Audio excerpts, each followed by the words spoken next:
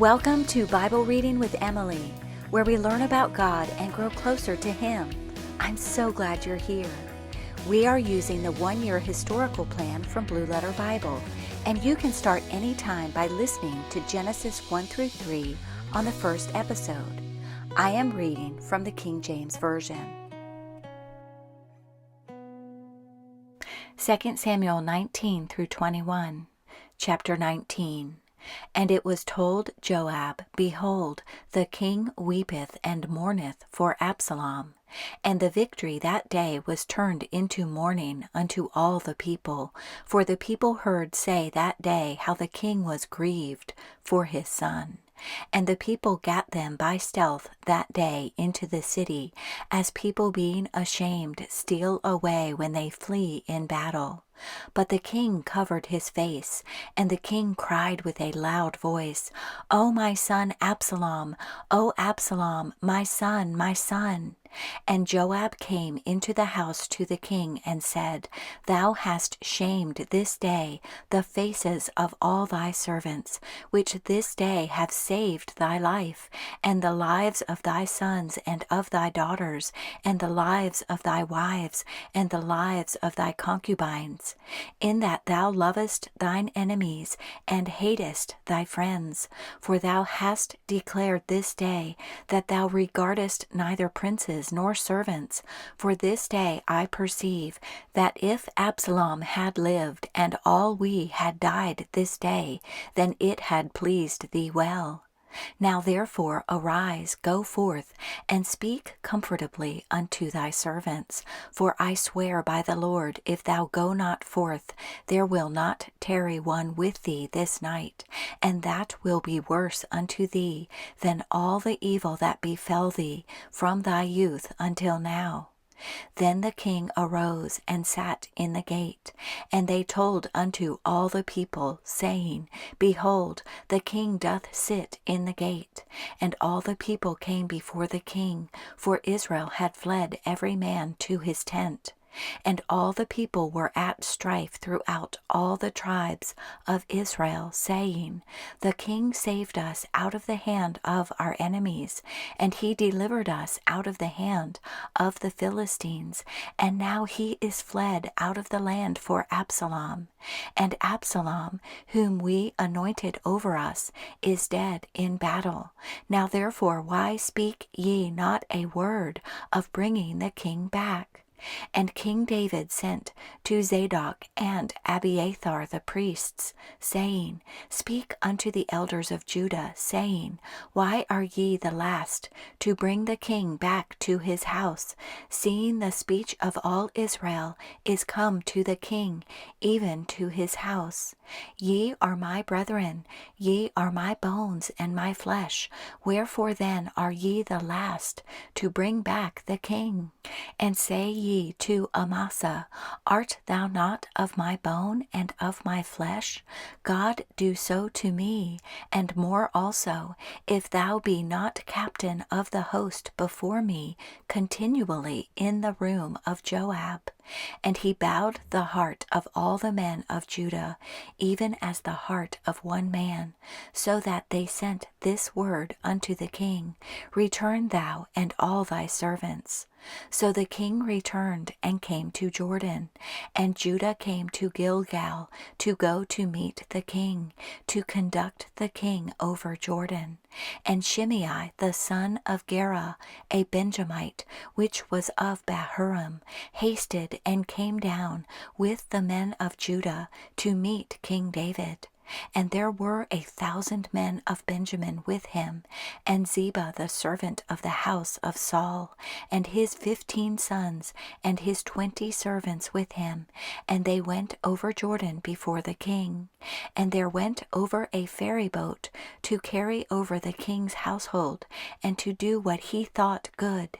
And Shimei the son of Gera fell down before the king, as he was come over Jordan, and said unto the king, Let not my lord impute iniquity unto me, neither do thou remember that which thy servant did perversely the day that my lord the king went out of Jerusalem, that the king should take it to his heart. For thy servant doth know that I have sinned. Therefore, behold, I am come the first this day of all the house of Joseph to go down to meet my lord the king. But Abishai the son of Zeruiah answered and said, Shall not Shimei be put to death for this, because he cursed the Lord's anointed? And David said, What have I to do with you, ye sons of Zeruiah, that ye should this day be adversaries unto me? Shall there any man be put to death this day in Israel? For do not I know that I am this day king over Israel? Therefore the king said unto Shimei, Thou shalt not die. And the king sware unto him. And Mephibosheth, the son of Saul, came down to meet the king, and had neither dressed his feet, nor trimmed his beard, nor washed his clothes, from the day the king departed until the day he came again in peace. And it came to pass, when he was come to Jerusalem to meet the king, that the king said unto him, Wherefore wentest not thou with me, Mephibosheth? And he answered, My lord, O king, my servant deceived me. For thy servant said, I will saddle me an ass, that I may ride thereon, and go to the king, because thy servant is lame. And he hath slandered thy servant unto my lord the king. But my lord the king is as an angel of God. Do therefore what is good in thine eyes. For all of my father's house were but dead men before my lord the king, yet didst thou set thy servant among them that did eat at thine own table. What right therefore have I yet to cry any more unto the king? And the king said unto him, Why speakest thou any more of thy matters? I have said, Thou and Ziba divide the land.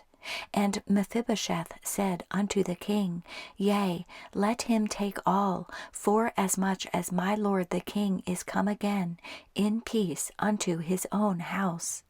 And Barzillai the Gileadite came down from Rogelim, and went over Jordan with the king, to conduct him over Jordan. Now Barzillai was a very aged man, even 80 years old, and he had provided the king of sustenance while he lay at Mahanaim, for he was a very great man. And the king said unto Barzillai, Come thou over with me, and I will feed thee with me in Jerusalem. And Barzillai said unto the king, How long have I to live, that I should go up with the king unto Jerusalem? I am this day 80 years old, and can I discern between good and evil? Can thy servant taste what I eat, or what I drink?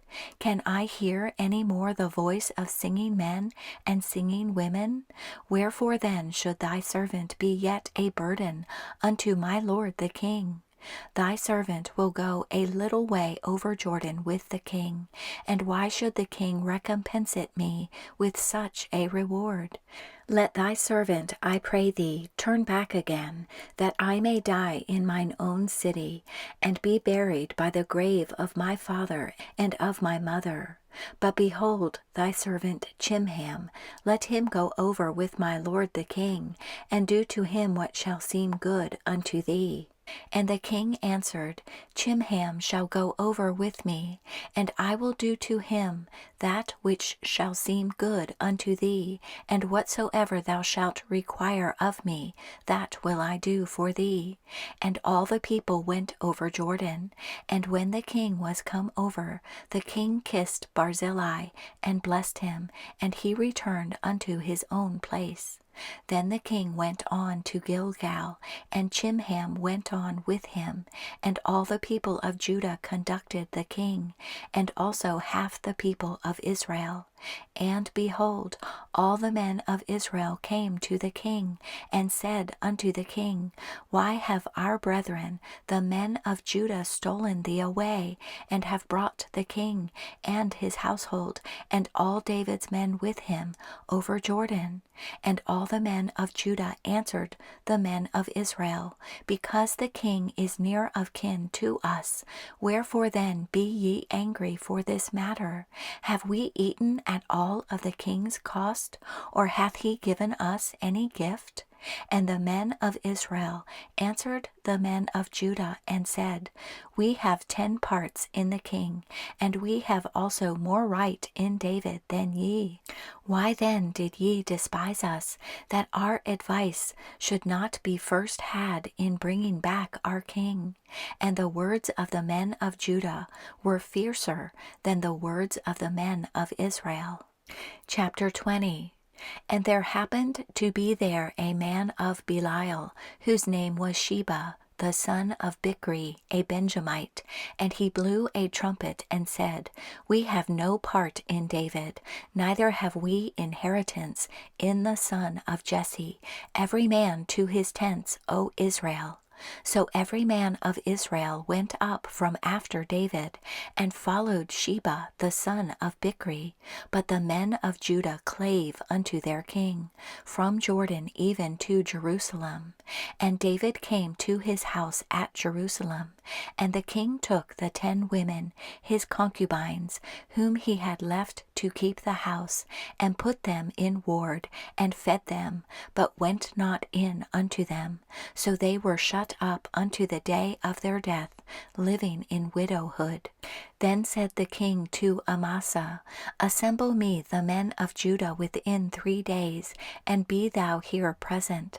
So Amasa went to assemble the men of Judah, but he tarried longer than the set time which he had appointed him. And David said to Abishai, Now shall Sheba the son of Bichri do us more harm than did Absalom. Take thou thy lord's servants, and pursue after him, lest he get him fenced cities, and escape us. And there went out after him Joab's men, and the Cherethites, and the Pelethites, and all the mighty men, and they went out of Jerusalem to pursue after Sheba the son of Bichri. When they were at the great stone which is in Gibeon, Amasa went before them, and Joab's garment that he had put on was girded unto him, and upon it a girdle with a sword fastened upon his loins in the sheath thereof, and as he went forth it fell out.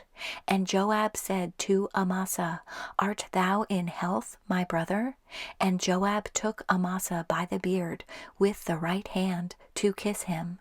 But Amasa took no heed to the sword that was in Joab's hand, so he smote him therewith in the 5th rib, and shed out his bowels to the ground, and struck him not again, and he died. So Joab and Abishai his brother pursued after Sheba the son of Bichri. And one of Joab's men stood by him, and said, He that favoureth Joab, and he that is for David, let him go after Joab. And Amasa wallowed in blood in the midst of the highway. And when the man saw that all the people stood still, he removed Amasa out of the highway into the field, and cast a cloth upon him, when he saw that every one that came by him stood still. When he was removed out of the highway, all the people went on after Joab to pursue after Sheba the son of Bichri. And he went through all the tribes of Israel unto Abel, and to Beth-maacah, and all the Berites, and they were gathered together, and went also after him. And they came and besieged him in Abel of Beth-maacah, and they cast up a bank against the city, and it stood in the trench. And all the people that were with Joab battered the wall to throw it down. Then cried a wise woman out of the city, Hear, hear, say, I pray you, unto Joab, Come near hither, that I may speak with thee. And when he was come near unto her, the woman said, Art thou Joab? And he answered, I am he. Then she said unto him, Hear the words of thine handmaid. And he answered, I do hear. Then she spake, saying, They were wont to speak in old time, saying, They shall surely ask counsel at Abel, and so they ended the matter. I am one of them that are peaceable and faithful in Israel. Thou seekest to destroy a city and a mother in Israel. Why wilt thou swallow up the inheritance of the Lord? And Joab answered and said, Far be it from me that I should swallow up or destroy.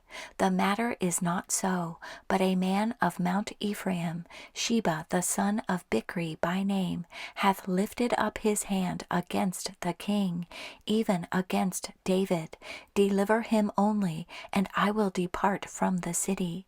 And the woman said unto Joab, Behold, his head shall be thrown to thee over the wall. Then the woman went unto all the people in her wisdom, and they cut off the head of Sheba, the son of Bichri, and cast it out to Joab. And he blew a trumpet, and they retired from the city, every man to his tent. And Joab returned to Jerusalem unto the king.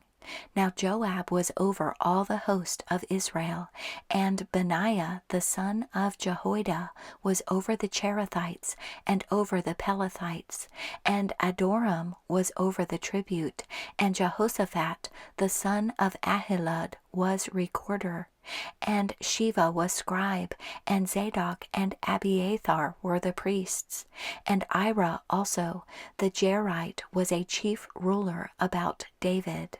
Chapter 21. Then there was a famine in the days of David 3 years, year after year. And David inquired of the Lord. And the Lord answered, It is for Saul, and for his bloody house, because he slew the Gibeonites.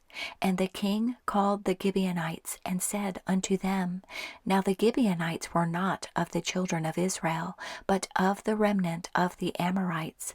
And the children of Israel had sworn unto them, and Saul sought to slay them in his zeal to the children of Israel and Judah. Wherefore David said unto the Gibeonites, What shall I do for you, and wherewith shall I make the atonement, that ye may bless the inheritance of the Lord? And the Gibeonites said unto him, We will have no silver nor gold of Saul, nor of his house, neither for us shalt thou kill any man in Israel. And he said, What ye shall say, that will I do for you. And they answered the king, The man that consumed us, and that devised against us, that we should be destroyed from remaining in any of the coasts of Israel, let 7 men of his sons be delivered unto us, and we will hang them up unto the Lord in Gibeah of Saul, whom the Lord did choose. And the king said, I will give them. But the king spared Mephibosheth, the son of Jonathan, the son of Saul, because of the Lord's oath that was between them, between David and Jonathan, the son of Saul. But the king took the 2 sons of Rizpah, the daughter of Aiah, whom she bare unto Saul, Armoni and Mephibosheth, and the 5 sons of Michal, the daughter of Saul, whom she brought up for Adriel, the son of Barzillai the Mahalathite. And he delivered them into the hands of the Gibeonites, and they hanged them in the hill before the Lord. And they fell all 7 together, and were put to death in the days of harvest, in the first days, in the beginning of barley harvest. And Rizpah, the daughter of Aiah, took sackcloth, and spread it for her upon the rock, from the beginning of harvest until water dropped upon them out of heaven, and suffered neither the birds of the air to rest on them by day, nor the beasts of the field by night. And it was told David what Rizpah the daughter of Aiah, the concubine of Saul, had done.